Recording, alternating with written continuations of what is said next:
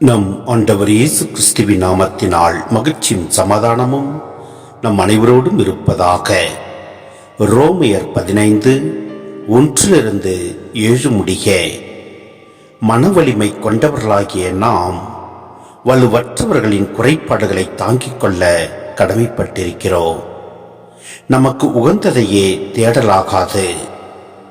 அடுத்தவருடைய நன்மைக்காகவும் வளர்ச்சிக்காகவும் செயல்பட்டு அவர்களுக்கு உகந்தவர்களாக வாழுங்கள்.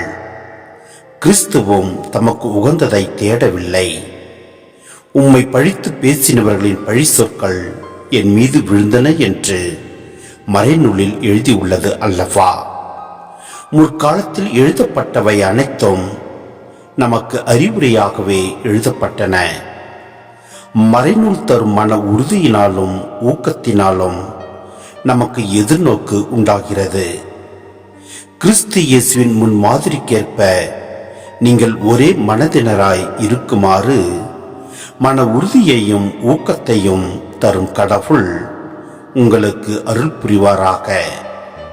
இவ்வாறு நீங்கள் அனைவரும் ஒருமனப்பட்டு நம் ஆண்டவர் இயேசு கிறிஸ்துவின் கடவுளும் தந்தையுமானவரை ஒரு வாய்ப்பட போற்றி புகழ்வீர்கள்.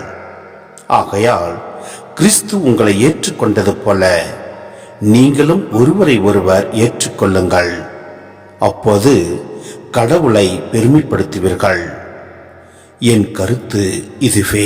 சிந்தனை: இயேசு தமக்கு பிடித்தமான வழிகளில் வாழாமல் கடவுளின் சித்தத்தை மட்டுமே நிறைவேற்றினார்.